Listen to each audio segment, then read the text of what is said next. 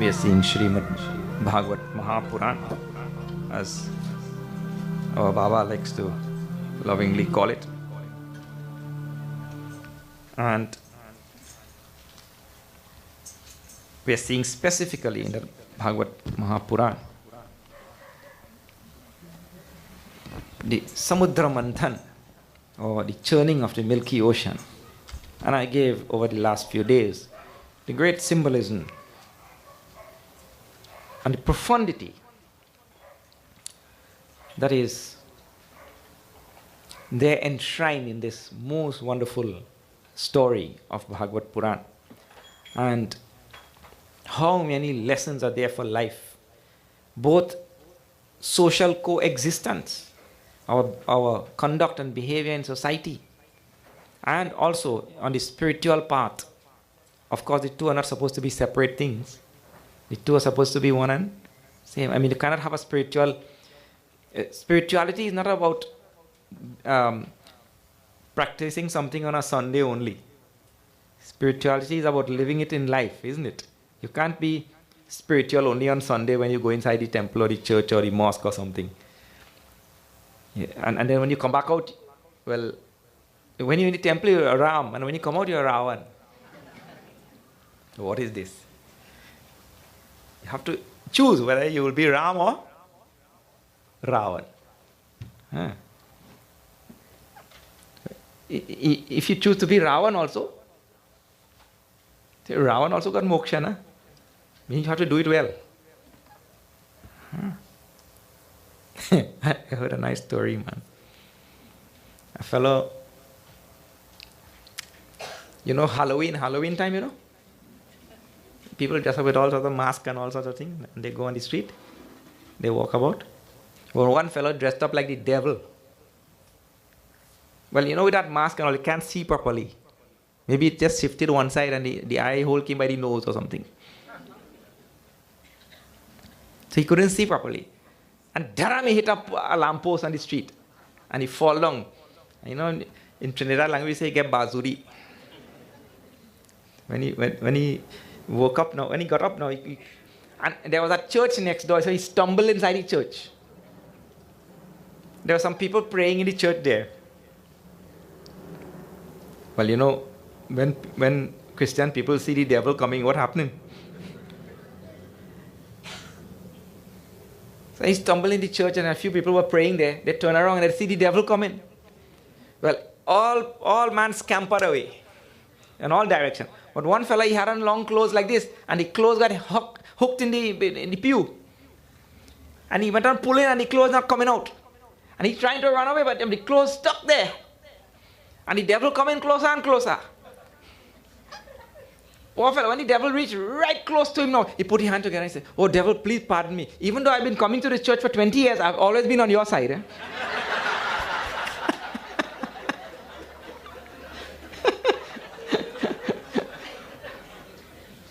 But you can't be in the church and be Ravan, and when you Ram, and when you come out, you are Ravan. If you want to be, you have to choose now.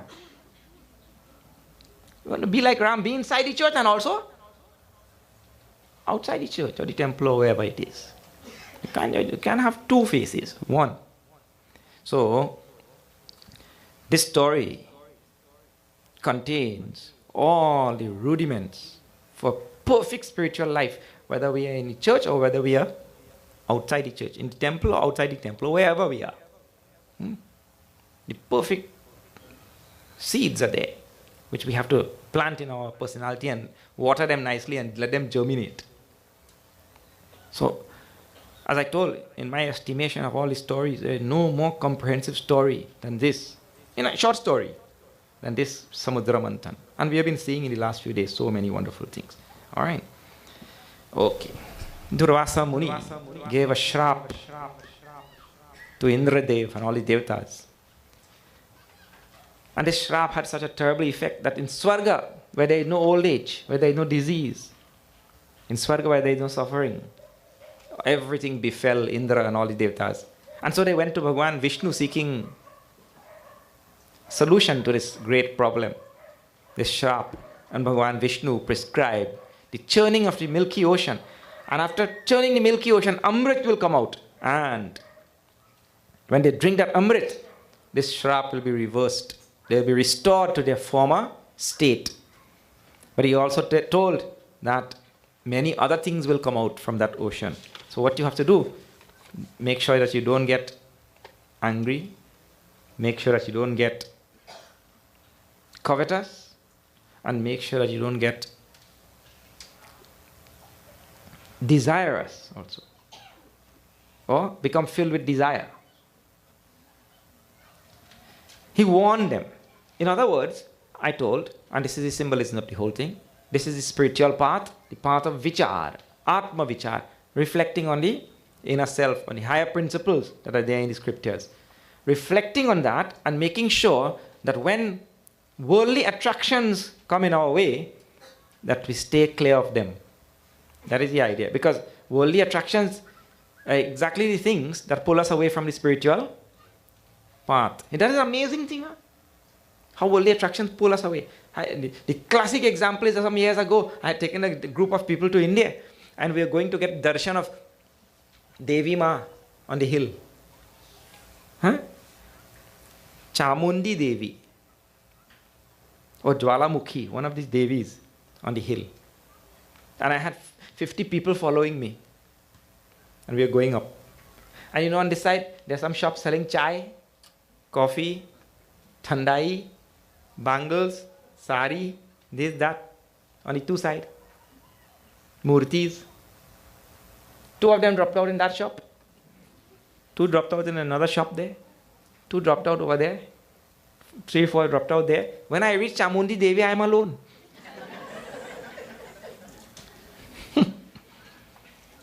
So this is a spiritual journey. You're going to get darshan of Devi Ma. Huh? But the worldly attractions. So Bhagavan said, you're going to churn this ocean. You're looking for Amrit. Means you're going to do Atma Vichar. You're looking for the nectar of realization. But on that path, so many things will come. And it will pull. And you know, only the person who engages in this type of pursuit, he's the one who gets all of these obstacles. The other people, no, that is no obstacle. Nothing is obstacle. They just live. But the one on the spiritual path will face all obstacles. So he warns them from before. So many things will come. Don't get covetous and all. Okay. So now, last night when we left it, we saw that he instructed them to go and make friends with the asuras. Make friends with the asuras. Because this world is a manifestation of negative and positive. And who manifested the world? We manifested. Did you make any atom in this world? Anybody has made an atom? No. We have not made an atom in this world. We came and found the exact number of atoms that there are in this world, and when we leave, it will be the same number of atoms. Right? Nothing would have changed. So it is the Lord who manifested this world of negative and positive. And you will see how strongly the Lord feels about this. Therefore, he tells the Devatas, go and make friends with the Asuras. You need them to churn one side, to hold one side of the rope. And you go and tell Vasuki, the snake, he will be the rope. And use Mount Mandara as the churning rod. And we churn the milky ocean until nectar comes out. And the analogy of churning of milk to get makhan is used. And I told, don't think that it is any mere mythological story. Because our mind and intellect can only grasp a minuscule, infinitesimal fraction of this universe. What is there in this limitless universe? Your mind could hardly ever fathom. So don't think that such things are not possible and not going on somewhere in the universe. But the universe which you see is the end of the universe or what? By no means. Not by any stroke of imagination also. So this churning of the ocean, he says, will result in this nectar and they will drink. And then that curse will be removed. In other words, right now we are all subjected to old age and death and disease and all the other things, isn't it? We are all subjected to that. And there is only one solution to that. Bhagavan is telling that solution. The solution is called as realization. Amrita. Right now we are Mrita, all of us. Mrita means we'll die. Look here, it is worse than that. Bhagavan calls it in Bhagavad Gita, Mrityu Samsar. Mrityu Samsar. You know what he means by that? All of us are dying. Not that we will die. See, this is a very wonderful thing, isn't it? Right now we are dying or living? Tough question, huh? Yeah. We are all dying. The moment we exit the womb, our destiny is the tomb. No other destiny. So see, look here, one more thing. Bhagavan says, Jatasya hi dhruva mrityu.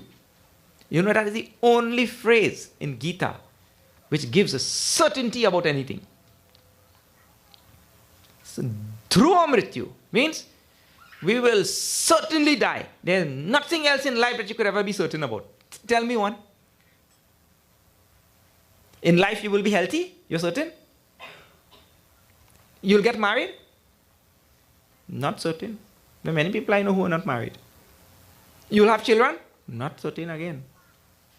You will get rich? Not certain.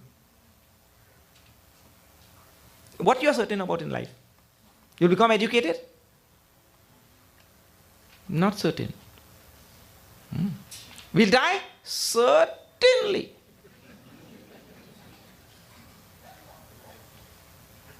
This is Bhagavad Gita's teaching.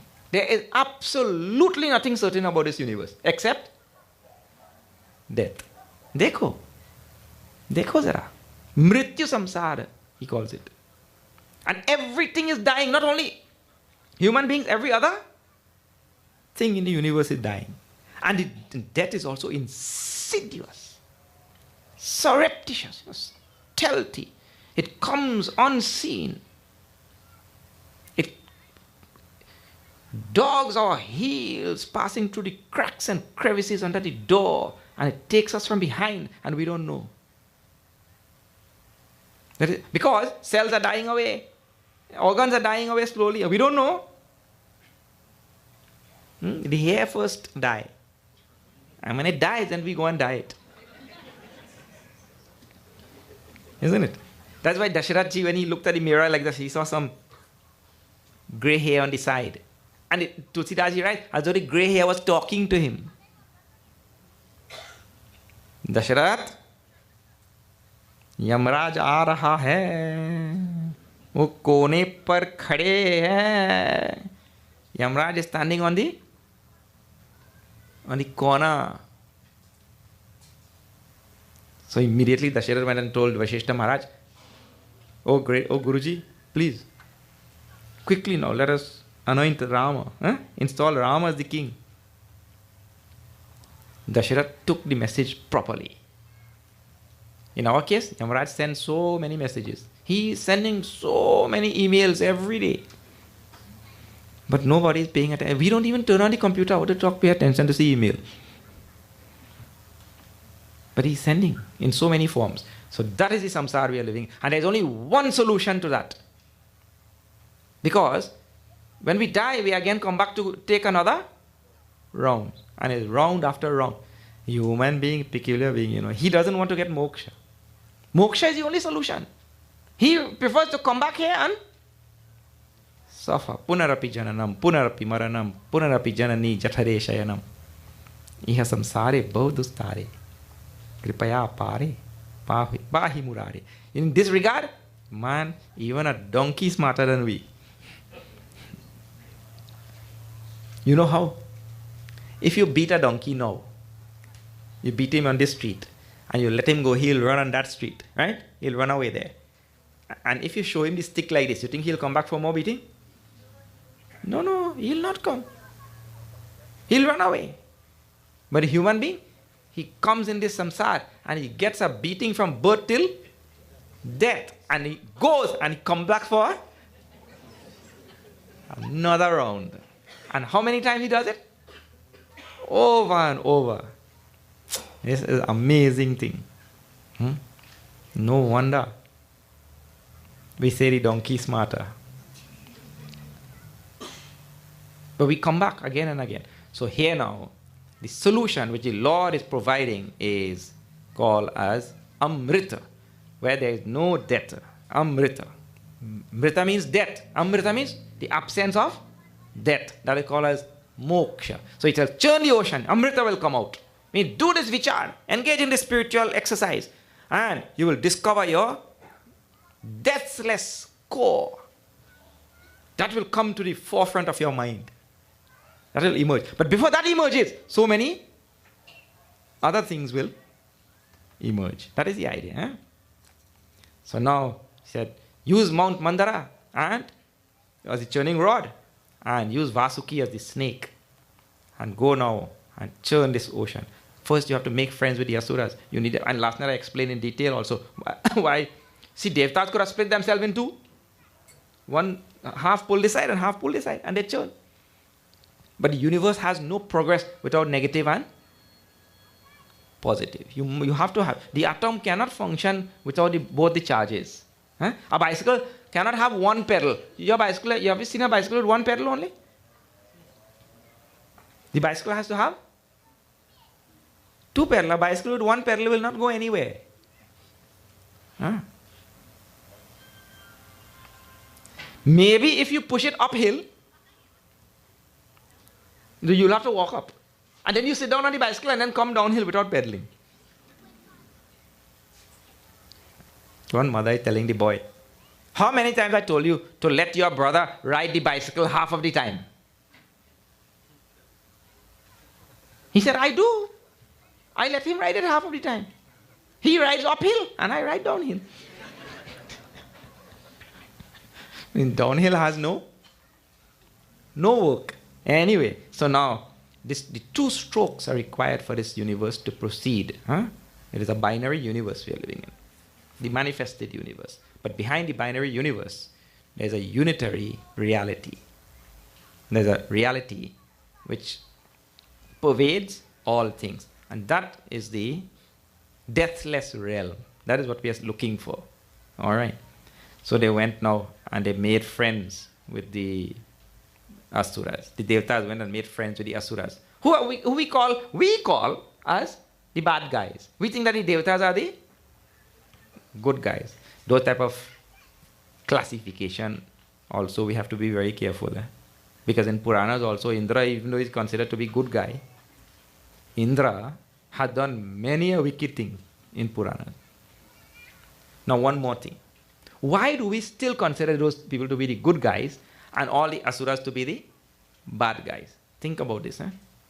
If you look at scripture, you will see Indra, who is the king of the good guys, but he has done so many wicked things.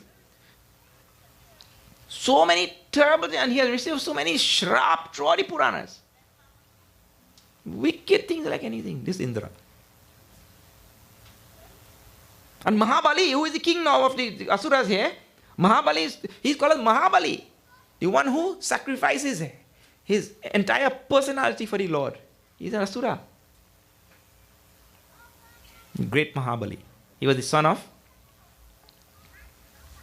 Mahabali. How was that genealogy, you know?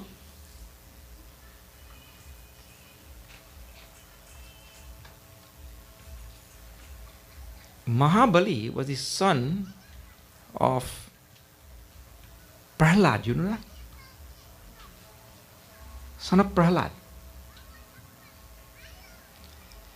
See, Prahlad was the son of Hiranyakashipu. Hiranyakashipu was the son of Virochana. Last night we saw Virochana's name, na? Virochana's son was Hiranyakashipu. Hiranyakashipu's son was Prahlad. Prahlad's son was this Mahabali we are talking about. Prahlad's son. And Mahabali's son, Mahabali had another son also, his name was Bana. Bana name will feature also, we'll see. Anyway, so his father was such a great Prahlad. The Prahlad was also Asura. But what a great soul, you see. So I'm saying that among the Devatas you have wicked people too. And among the Asuras you also have good people. But the classifications we make are not, they're kind of rough. These are the good guys and these are the bad guys. Those kind of classifications in life also is very dangerous. Better we stay kind of neutral rather than making all this type of classification. So anyway, Bhagwan said you need the other side. I mean the opposition. That is a better word to use. You need the opposition rather than say any bad guys. So go and make friends with them, and they will help you to churn, because the universe needs two sides, positive and negative, just as important both. So Indra went there now, and we saw last night. I told you that Indra Dev, now that will be number 30. Number 30? You lost? Number 30? Indra goes to meet Mahabali, king of all the asuras. Mahendra Shlakshnaya Vacha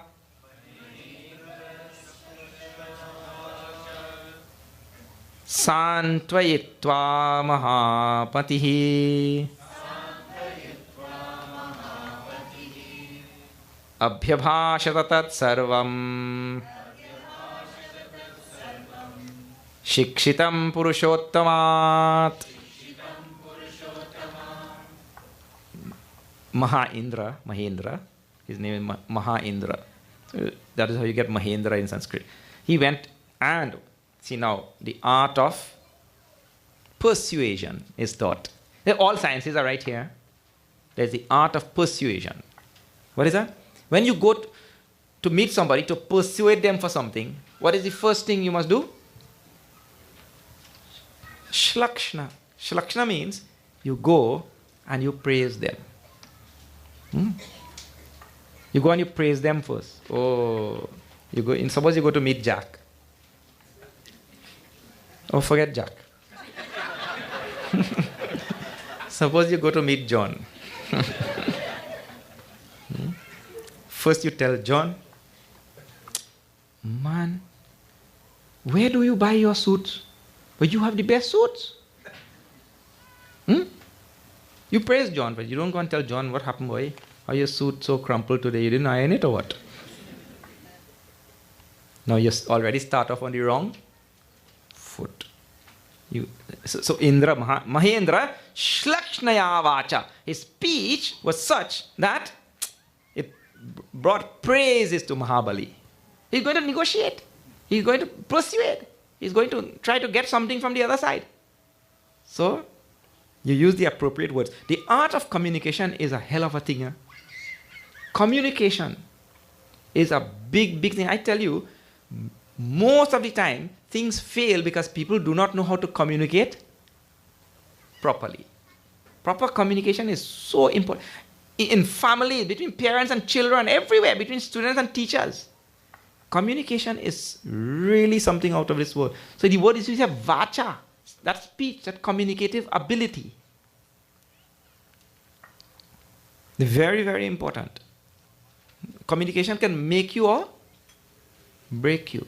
Bhagwan Sri Shankaracharya says in his Bhaja Govindam at one place, Yogasya pratama dwaram vang nirodhakaha. The ability to control, vang nirodhakaha means the ability to control the speech and to let those words come out that are going to be the most effective words. Those words that are going to get the job done. Not any other type of words. So it's a big, big thing. I met so many people who have so much of information in their head, but the communicative aspect is missing. So whatever they have inside also they cannot get it out. So communication is a big, big thing, I tell you. So here it is described. Right? Mahendra Shlakshnaya Vacha Santveta Itva Mahamati. Indra is described as Mahamati. Mahamati means that one who is of sharp intellect, who is of sharp, cutting edge intellect.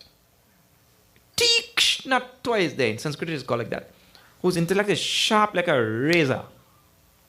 So he'll say the exact word and it will fall in the exact time, and that will affect the mind of Mahabali. That is the idea. Abhyabhasha. And then, see, for this also, very important hint is there. For this to happen, we have to take the guidance of scriptures. Here, Indra is going and he's going to try to persuade Mahabali, and he speaks exactly what the Lord also instructed him to speak. That's what the second line is saying there. Abhyabhashata tat sarvam shikshitam purushottama. Whatever he learned from the Lord, whatever the Lord instructed him to do, and the guidance the Lord gave, that is what he is using now on Mahabali. When the Lord told him, when Mahabali tells anything, you agree. And if you're going there to get something from somebody, you cannot disagree. You say yes, yes, yes. Yesterday the sky fall down and I put it back up. Yes, yes. In Trinidad language, you say the bull full. Eh? The what?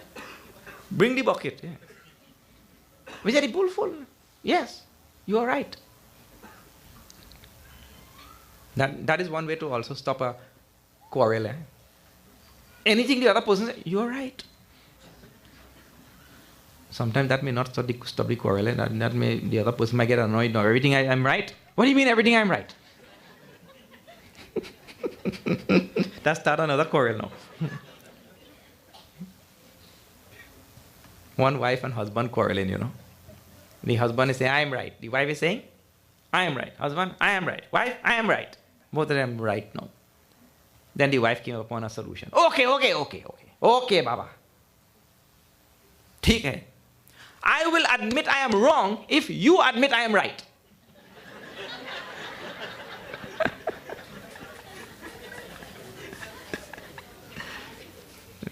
What a solution also. The husband thought, huh? I said, ठीक है, you go first. He told the wife. The wife said, I am wrong. The husband said, you are right.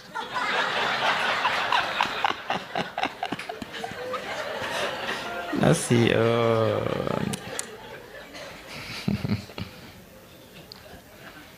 Now, see, again, it boils down to communication there, you know. Sometimes you say the wrong word and you don't know what. One fellow is telling another one. He said, my wife has gone to heaven. That fellow said, oh, too bad. No, then he started thinking, but if she has gone to heaven, that's good. But I said, too bad. But then he changed his statement. Oh, what I mean is, that is good. But then again he said, but she's there. So I'm saying it is good. Then he changed his statement. Like, what I mean, I'm surprised. No, that too. I'm surprised your wife went to heaven.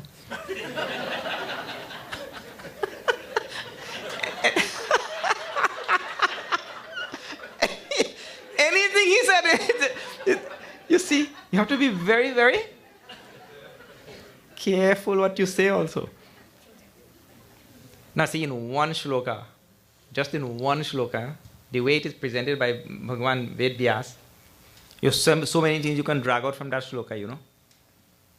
So he is teaching about the art of communication, and there's a very strong message which tells, if you really want to learn the art of communication, you have to study what the Lord has said about speech. You have to study that thing. Because Bhagavan only instructed. And he went there and he used exactly that. Then, of course, if he is using what the Lord says, then certainly it will have the appropriate result. Tatvaro chata daityasya tatranye ye suradhipaha shambharo rishtane mischa ye cha tripuravasinaha. Good man. They're repeating really nice.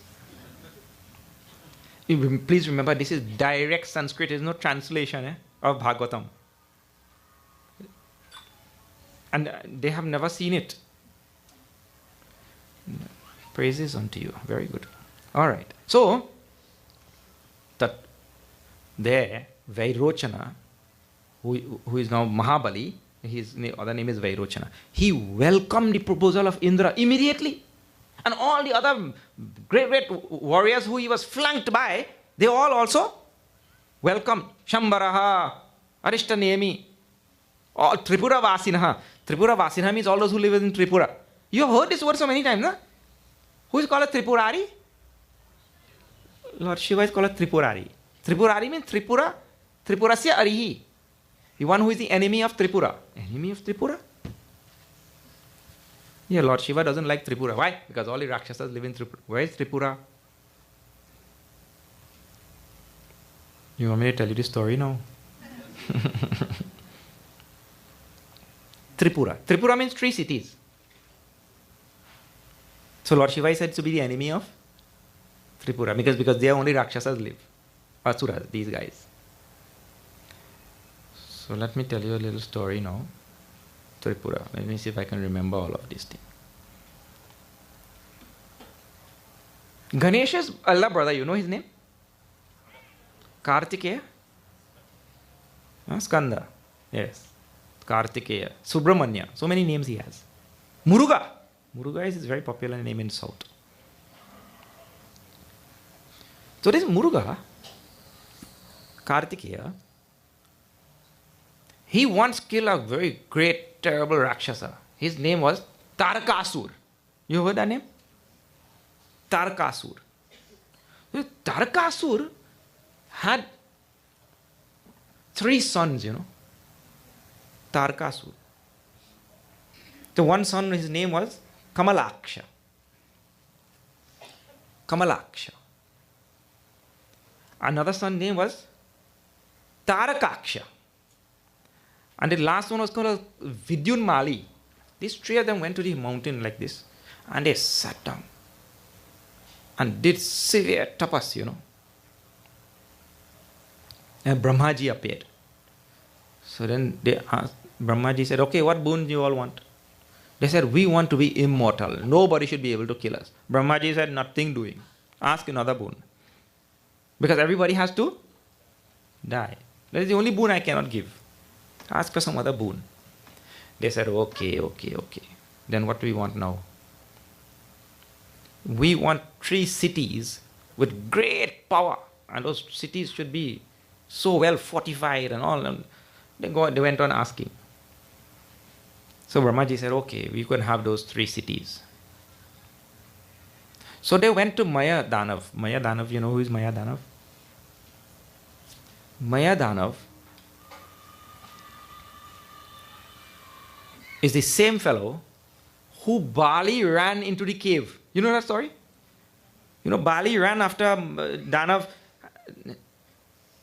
and the fellow ran into the cave and Bali ran after him, and Sugriva was standing outside. That Maya Danav, he is said to have been a great architect. So now, they went and they got this Maya Danav to make 3 cities. It is said one of the cities was made out of gold, one was made out of silver, and the other one was made out of iron.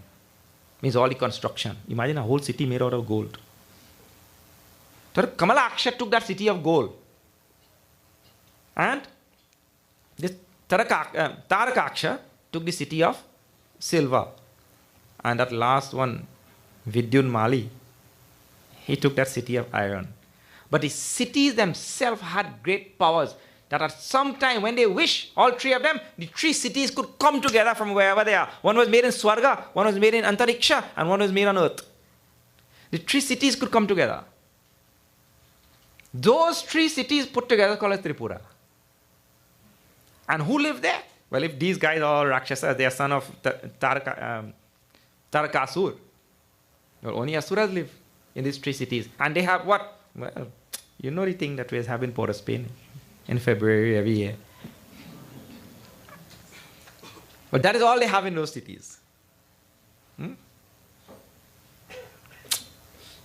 Eat, drink, and be merry.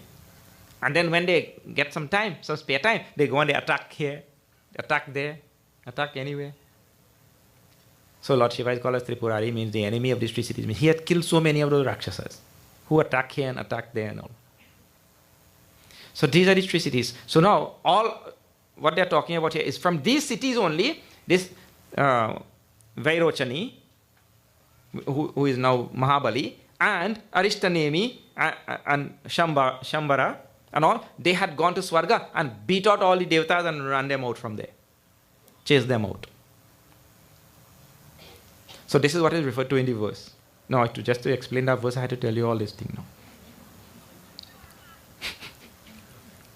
But all the verses are filled with so many other things like that.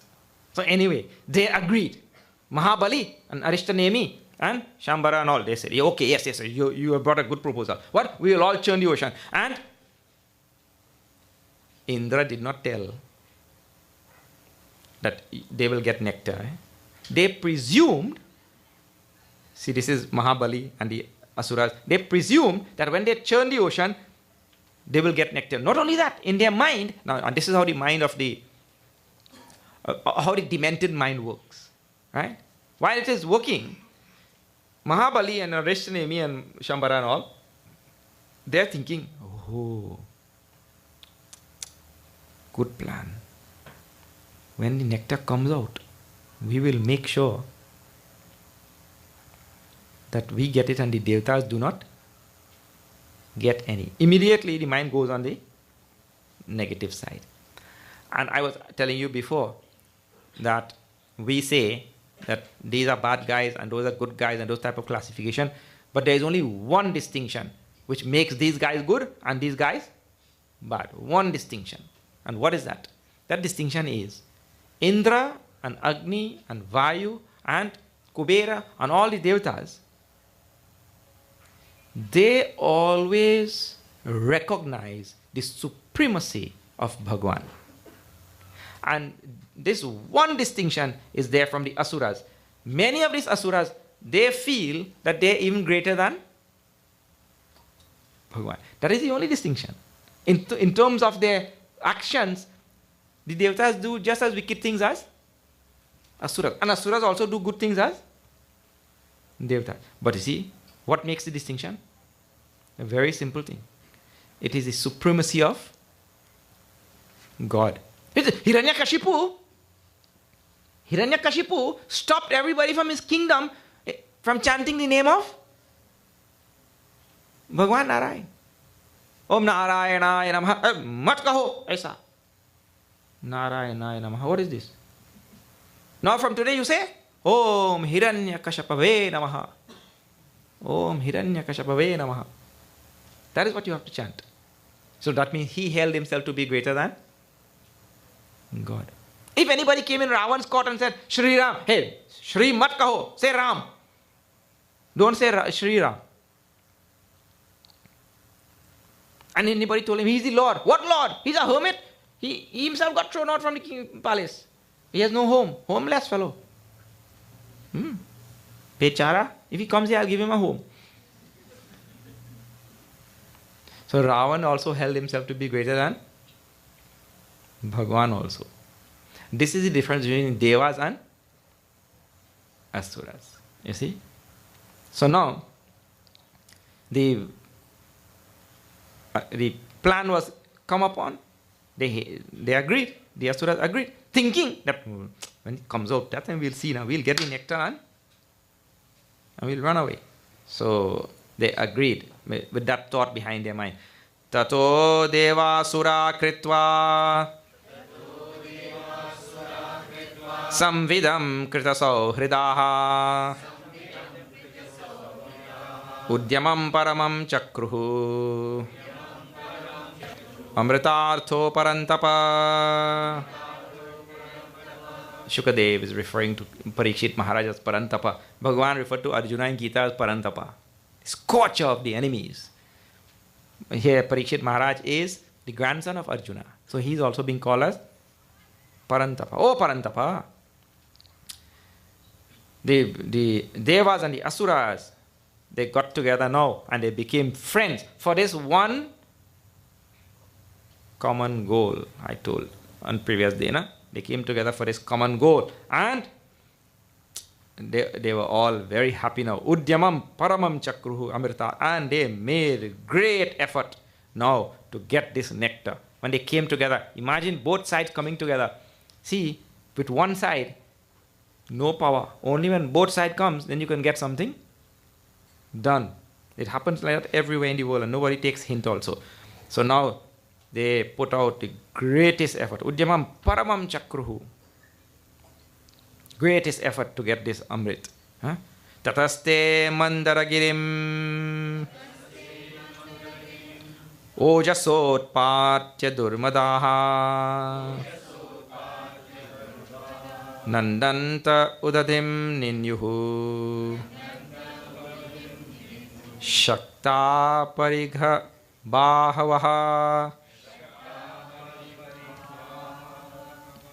Parigha means like a club, you know. Their arm, bahavaha. Their arms were like clubs. They're club-like arms of the Devatas and the Asuras. They went there and Mandaragirim Ojasotpatya. They took out that mountain, Mandaragiri, from its root only.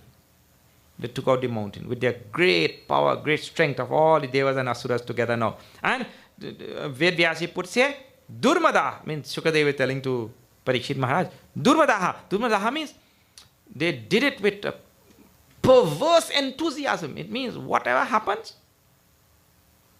You know, some people get over enthusiastic. And whatever happens. We're going to uproot this mountain. First we go and we take out all the, we quarry and we take out all the material. What happens after that? The earth sinks and people's houses go down. Let it be. They call it Durmadaha. Durmadaha means a very strong word actually. Mada means arrogance. And Durmada, oh vapre. A terrible arrogance.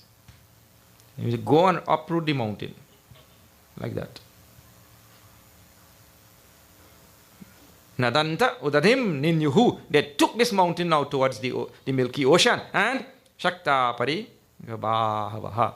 With their powerful arms, they took it there. And Durabharo, they were taking it there actually.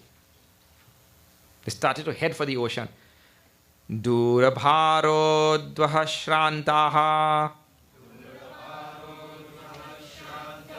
Shakravairochanaadayaha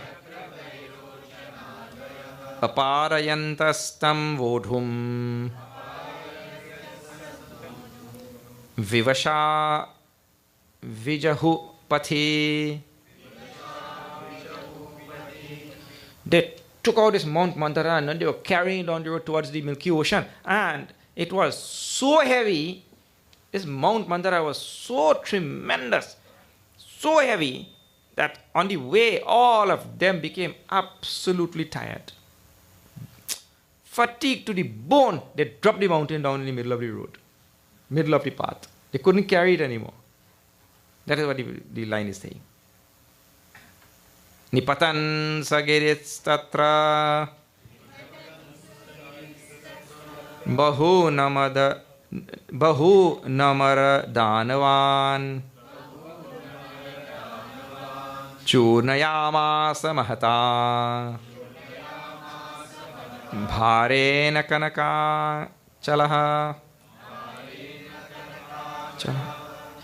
When that mountain fell from their arms and fell down, it line says, Churnayamasa mahata Bahun Amaradanavan.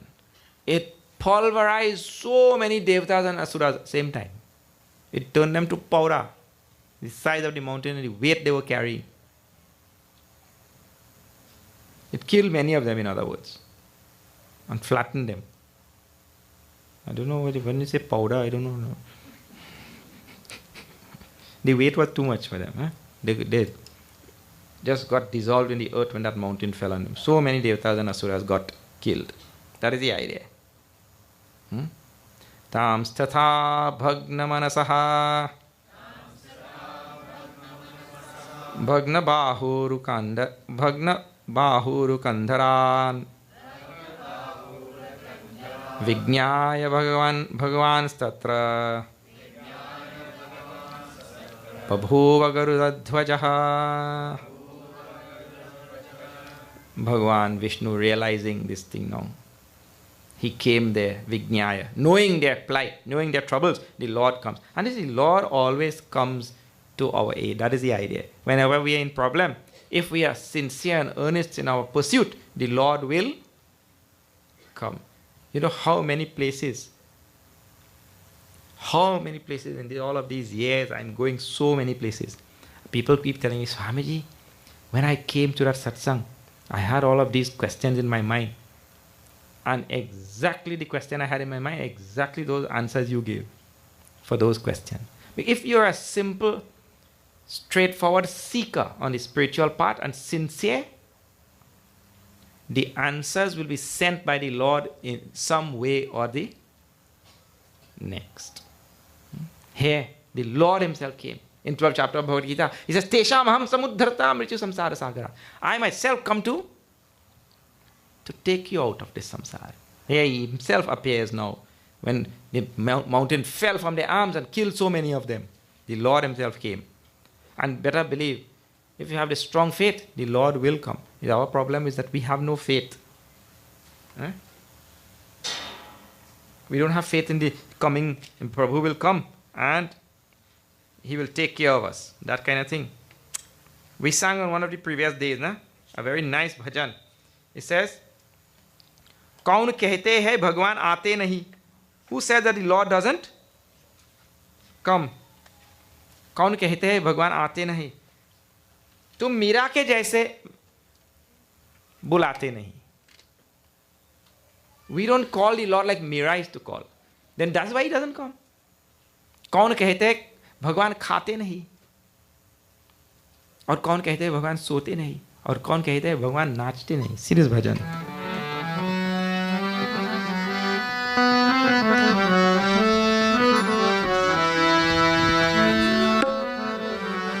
कौन कहते हैं भगवान आते नहीं.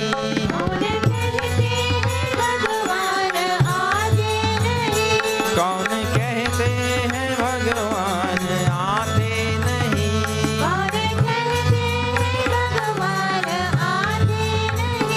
तुम मीरा के जैसे बुलाते नहीं.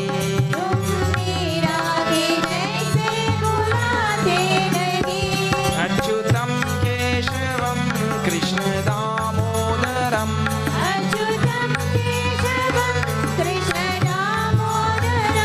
राम नारायणं जानकी वल्लभम.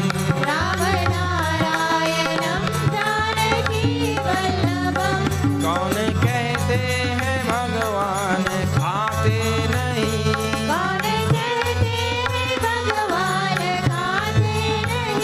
कौन कहते हैं भगवान खाते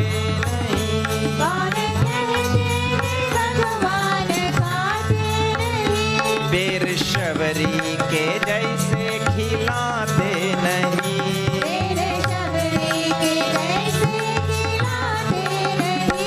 अच्युतम केशवम कृष्ण दामोदरम.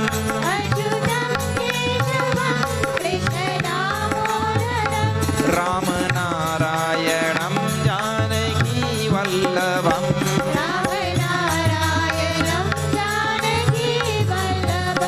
कौन कहते हैं भगवान सोते नहीं.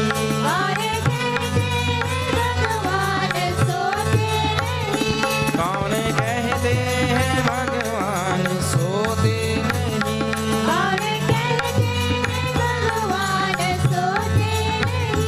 माँ यशोदा के जैसे सुलाते नहीं.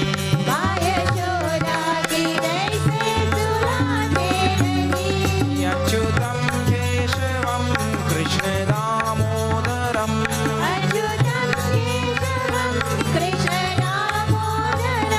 राम नारायणं Janaki Vallabham.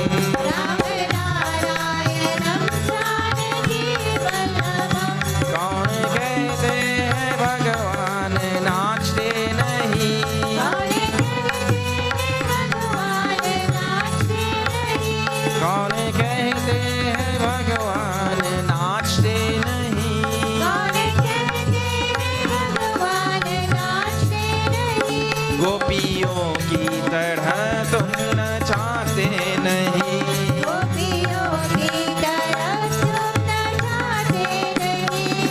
Achyutam Keshavam Krishna Damodaram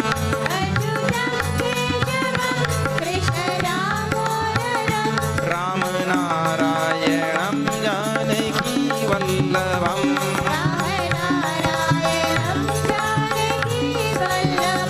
Rama Narayanam Janaki Vallavam Rama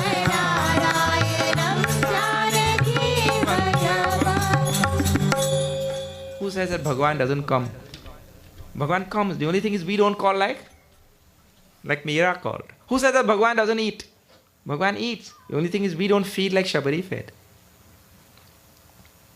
Jhuthe phal. Even the one that she tasted also. I say Bhagavan, he ate that also. And not only that. Barambar bakhani. Tulsidas ji. Again and again he praised it, and wherever he went, he spoke. That was the best fruit I've ever had in my life. Barambar bakhani. Who says that Bhagavan doesn't sleep? Bhagavan sleeps. The only thing is we don't rock him to sleep like Yashoda is to rock him to sleep. You know, when we have Krishna Janamashti or Ram Navami, we go and give a little rock day. Our rocking is so bad, Bhagavan wakes up.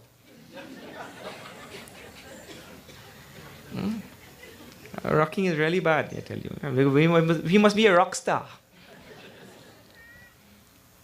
So my Yashoda is to rock him to sleep with such sweetness. So jao mere dulara. Sleep. And she rocked like that. So he slept. Who says that Bhagavan doesn't dance? Bhagavan dances. He dances. We don't dance like the gopis used to dance, you know. In forgetfulness of this universe, forgetfulness of the world, and only thinking of Bhagavan. We don't dance like that. We dance like you know what.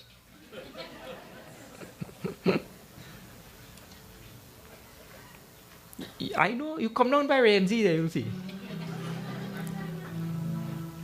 You see? So, here the Lord himself came now to relieve all of them of their great distress. So many of them died, and now they had lost. See what the verse said?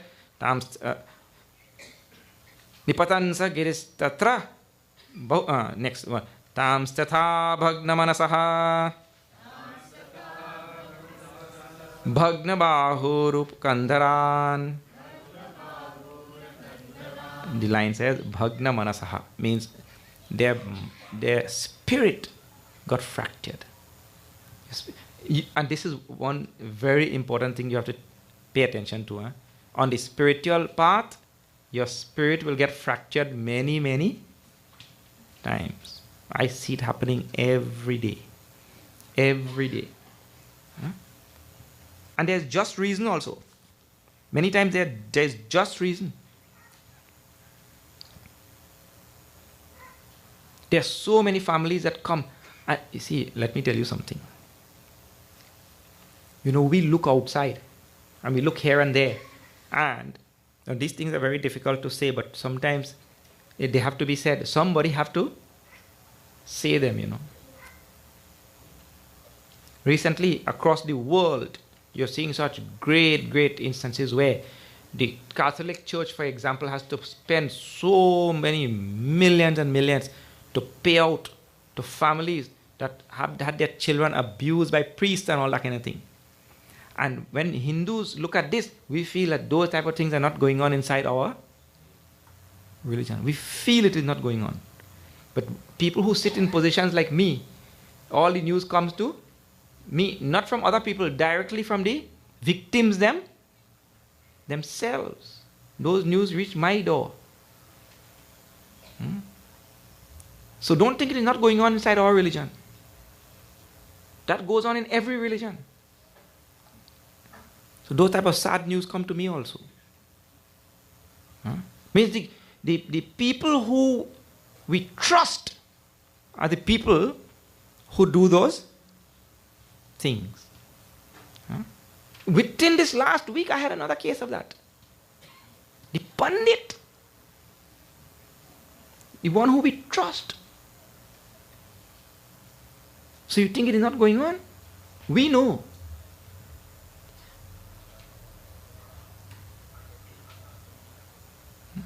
So what happens to that family? What happens to that family when such thing happens in a family? Their minds become fractured. Their spirit becomes fractured. This is the phrase here. Bhagna manasaha. Manasa means mind. Bhagna means split asunder. Rent it asunder. That family, they lose all faith, all hope, everything. Because the one who we trusted. You see that?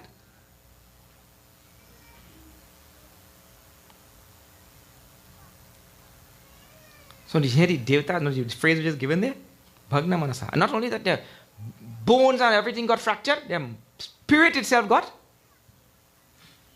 fractured. A very strong phrase itself. Look at the next phrase. Giripata vinishpishtan vilokya maradanavan ikshaya jivayamasa nirjaran nirvaranan yatha.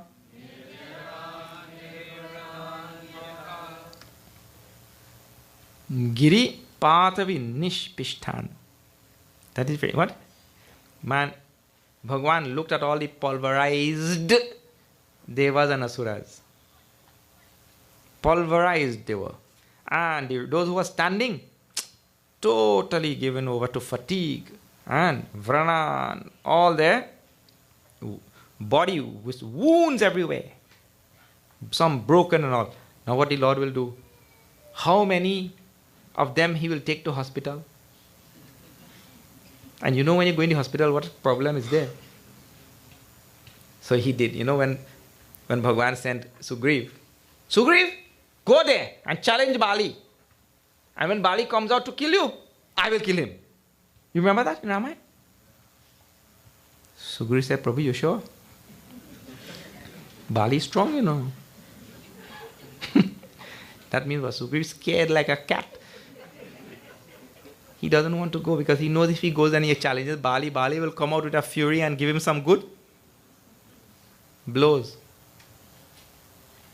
He said, Prabhu, you'll kill him now. You promise? Bhagavan said, you go now. What is the matter with you? You don't trust me or what? So far you trusted me, suddenly you don't trust me. He said, okay, Prabhu, I'm going. So Sugriv is going to challenge Bali, but he's looking back to make sure Rama is here, When he goes there now, he challenges Bali. Bali comes out with wrath and he unleashes a series of blows on the Sugriv. And Sugriv, with every blow he's telling in his mind, now Rama will shoot him. Now Rama will shoot him. Now Rama will shoot him. And Rama is not shooting. He got such a beating, and with a little bit of life left in his body, he sprinted and he came back to Rama, crawling. Prabhu, what happened? You set me up.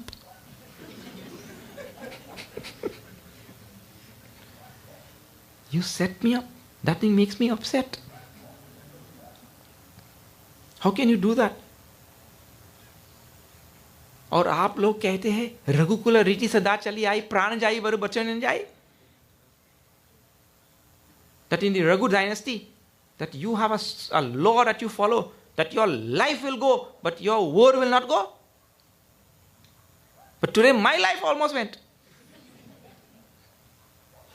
And your word went also. Bhagavan told Sugriv, what to tell you. You and Bali look so similar. I did not know who was Sugriv and who was Bali at that point in Tulsi Ramayana. In Valmiki Ramayana is a little bit different. There's a different yuga. In Valmiki Ramayana they sent him to hospital for 6 months. Sugriv. In Tulsi Ramayana, Bhagwan passed his hand on him like this. One pass. Sugriv stood up again. All wound and broken bones and beating and everything went away. And then he gave him a mala. He said, put on this mala and now go and challenge Bali again. Huh? Again?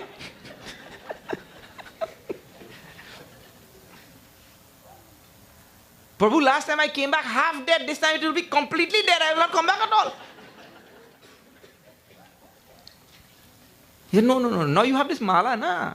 I will be able to tell who is Sugriva and who is Bali. You go. Reluctantly he went there. And again Bali came out. And when Bali started reading blows on him, Bhagwan Shri Ram shot Bali. When Sugriva was going with that mala, Bhagwan was thinking in his mind, I hope Bali also is not wearing the same mala, otherwise it will on. Because Bali won the first round, right? And he went to his palace, and there all his ministers and his wife and everybody tired, they would have put a mala on him, because he was victorious. So suppose he is wearing the same mala. So anyway, Bhagwan shot. But there also, Bhagwan passed his hand on Sugriv, and he became well again. And here now, see how the Lord, the Mahima of the Lord, in this verse which we just chanted, Giripata Vinishpishtan Vilokya Amaradanavan. Bhagwan did not even have to pass his hand on these devatas and asuras. Vilokya, just by a look at all of them, they became whole again. Just by a look. See the power of Bhagwan? It is said, it is even said better than that at other places in the scriptures. It is called as Kataksha Drishti. See, Bhagwan like this he did. All the devatas, asuras are there. He looked. And all of them became whole. It is said in the scriptures, in another phrase, Kataksha Drishti means just on the corner of his eye if he looks, you become whole. A side glance. That is all that is required from the Lord. That Lord who could, by a wink of his eye, dissolve this universe, but he cannot get some devas and asuras well by looking at them. By one wink of the eye, could dissolve this universe, which is countless Brahmandas. So, just by a look, Ikshaya Jivayamasa Nirjaran Nirvaran Yatha. All of their fatigue and wounds and everything disappeared. And their broken spirit and broken mind, broken bones, everything got mended. And that is how the Lord comes to our rescue. The Lord comes to our help whenever we need Him. But we have to be sincere in our pursuit, Girim charo pyagarure haste naikena leelaya aruhya prayatavabdhim aruhya prayayavabdhim Surasuraganir vritaha. Now, Bhagwan had appeared there, he had come. And how he had come? Garuda Dwaja, he had come on Garud, his eagle. He had come on that Garud. And now with one hand, the mountain which all the devas and asuras got crushed with, which they could not carry, which they lost all their strength carrying. Bhagwan with one hand, as though to enact some leela, Shukadev Maharaj is telling, as though to enact some leela, with one hand he lifted that mountain and he put it on the back of Garud. His Vahan, the eagle on which he flies. Garud, it is said, is faster than the speed of light. Light is the fastest thing we know. But Garud is faster even than light. Bhagwan put this mountain on Garud's back and he also climbed up on Garud's back. And then he flew down to the ocean, Milky Ocean. And there also, he had told the devatas, you all go, I'm coming there. All of them They had surrounded the Milky Ocean. It appears as though from the story it could not have been very far because the devatas were already there. Avaropya girim skandat Suparna patatam varaha Yayau jalanta utsrijya Harina savisarjitaha. Garur went and deposited that Mount Mandara now in the Milky Ocean, and then he took leave of Bhagwan and flew away. And Bhagwan now, with all the devatas there, had the first part of the task over. The mountain has come. Now what has to be done? Now you see that in today's news sheet. I hope you all got that news sheet today. Now mountain is there. Now what is required? See. Te nagarajama mantrya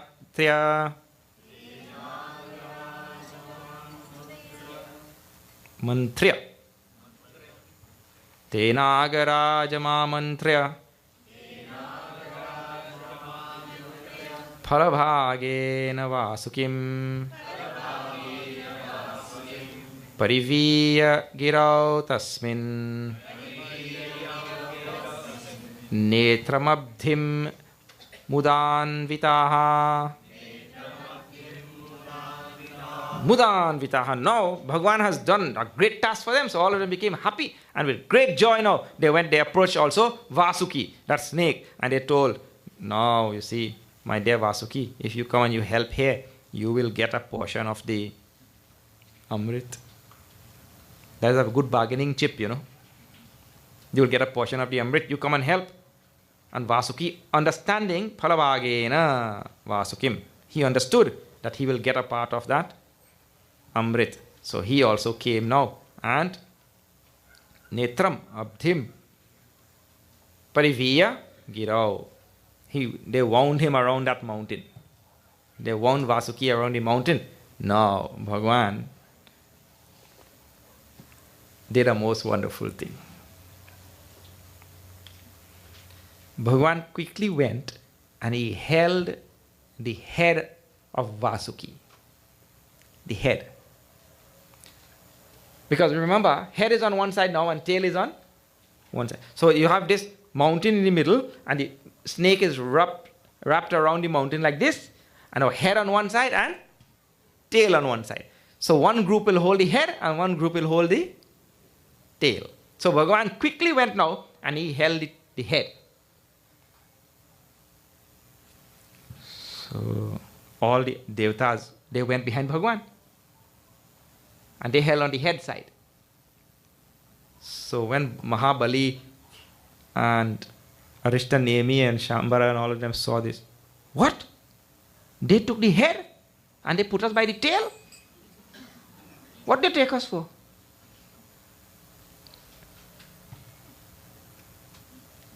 See the next verse now. They objected very strongly. Tannai chandai tyapatayaha Mahapurusha cheshtitam Nagrihnimo vayam puchham Aherangam amangalam. Now, when Mahabali and all the Arishta Nemi and all they saw, these fellows, they take us for granted. Means Bhagwan and all the devatas, they take us for granted. They took the head and they put us by the tail. So what, we are lesser folks or what? They protested. No, it is amangalam. Ahe angam, pucham angam, amangalam. Means that tail is inauspicious. Why you put us by the tail? We want the head. Bhagwan said, okay, Baba, okay, come. Please take the head. We will take the tail. But that was only a ploy, a trick by Bhagwan. Eh? What is that? To take the head, because he knew the mind of the asuras. He knew the mind of Mahabali and all of them. That what? A person whose mind has viparita bhavana. Viparita bhavana means he opposes anything good. He opposes means he has only a constant proclivity, inclination only to oppose. Anything you tell, he'll oppose.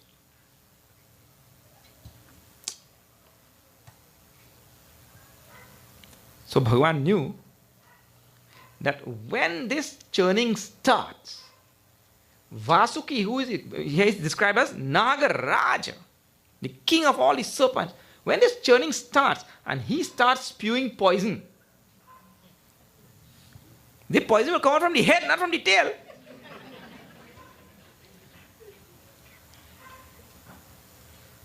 So Bhagavan quickly went and grabbed the head.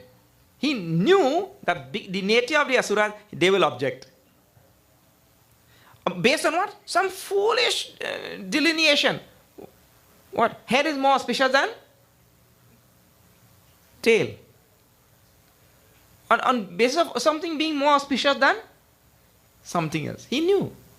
So when the Devatas said, no, the asuras, no, we will not take the tail. What do you take us for?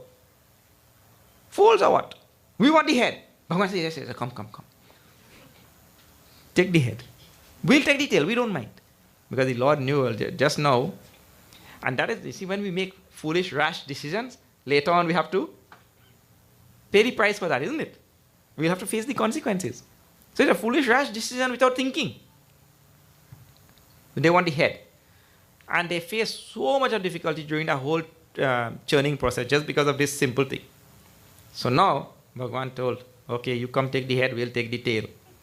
So all the asuras now took head, all devatas took the tail. Well, this is the tail end of today's katha.